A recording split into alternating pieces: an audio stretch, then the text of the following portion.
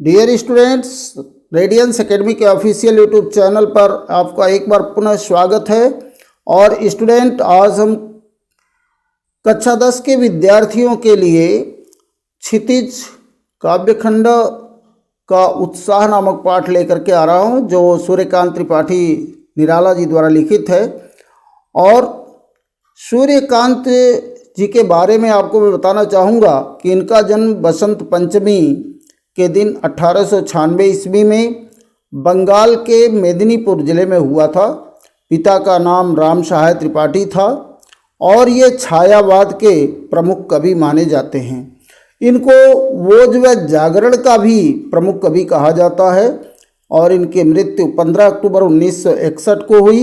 ये मुक्त छंद के कवि हैं। और स्टूडेंट, इतना ही नहीं, इन्होंने दुख को बहुत नज़दीक से देखा था।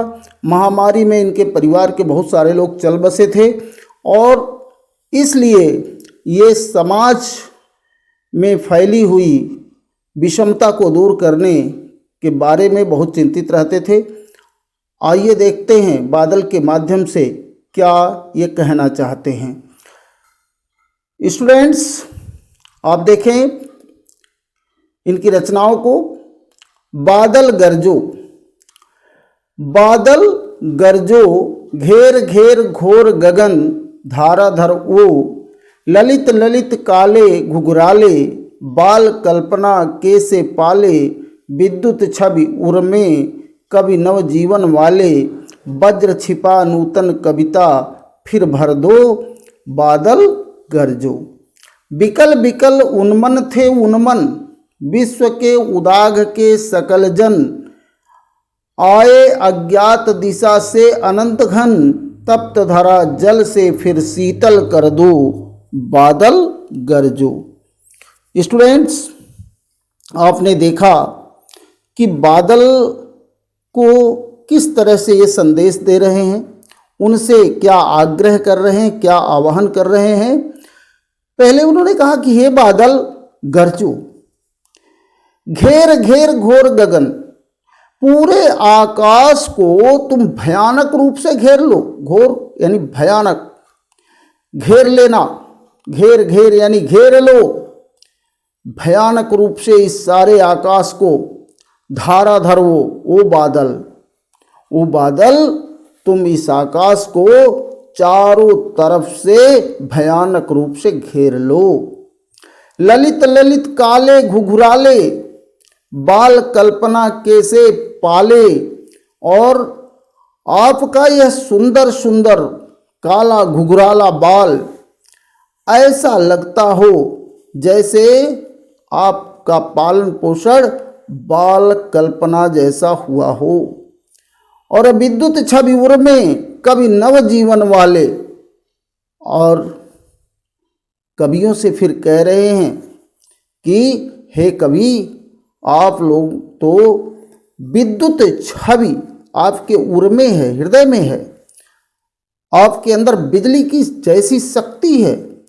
आप फिर से जो आपके अंदर विद्युत जैसी शक्ति है, विद्युत जैसा चपलता है, उसके माध्यम से नई कविताएं जिसमें कठोरता छिपा हो, वज्र छिपा हो, अर्थात जिसको कोई समाप्त न कर सके, ऐसी कविता फिर से भर दो, हे बादल गरजो। यानी पहले लाइन में इन्होंने किसी बालक के माध्यम से कल्पना किया है और दूसरी लाइन में कवि से आग्रह किया है कि जिस प्रकार से बादल चमकता है, गरजता है और बरसात कर देता है, उसी प्रकार से कवि भी अपनी कविता के माध्यम से नई चेतना फिर लोगों के मन में भरते हैं। बिकल बिकल उन्मन थे उन्मन, विश्व के उदाग के सकल जन, यानी सारे लोग बिकल थे, व्याकुल थे, और उन्मन थे, अनमने थे। बिकल बिकल उन्मन थे उन्मन, उन्मन यानी अनमने, बिकल बिकल उन्मन थे उन्मन, विश्व के उदाग के सकल जन, सारे संसार के जो लोग हैं वो गर्मी से पीड़ित थे और आए अज्ञात दिशा से अनंत घन, कहीं से अज्ञात दिशाओं से अनंत बादल आकर के फिर क्या करो, इस तपती हुई धरा को, तप्त धरा, तप्त माने तपती हुई, गर्म, धरा यानी पृथ्वी, तपती हुई इस पृथ्वी को अपने जल से फिर से शीतल कर दो, ठंडा कर दो, हे बादल गरजो। अर्थात कहने का मतलब अगर भाव देखेंगे तो कवि का यही है कि हम समाज में जो दुख है, विपत्ति है, उस दुख और विपत्ति को दूर करें। समाज में जो असमानता है, जो भेदभाव है, उस भेदभाव को दूर करें और समाज के सभी लोगों को ऊपर उठाने की कोशिश करें, ऐसा उन्होंने बादल के माध्यम से कहा है। तो स्टूडेंट्स, आप मीनिंग लिख लें। गगन माने आकाश, धाराधर माने बादल, ललित माने सुंदर, पाले यानी पालन, उर यानी हृदय, वज्र यानी कठोर, नूतन यानी नया, विकल यानी व्याकुल, उन्मन यानी अनमने, निदाग यानी गर्मी, जन यानी आदमी, तप्त माने जलती हुई और धरा यानी धरती।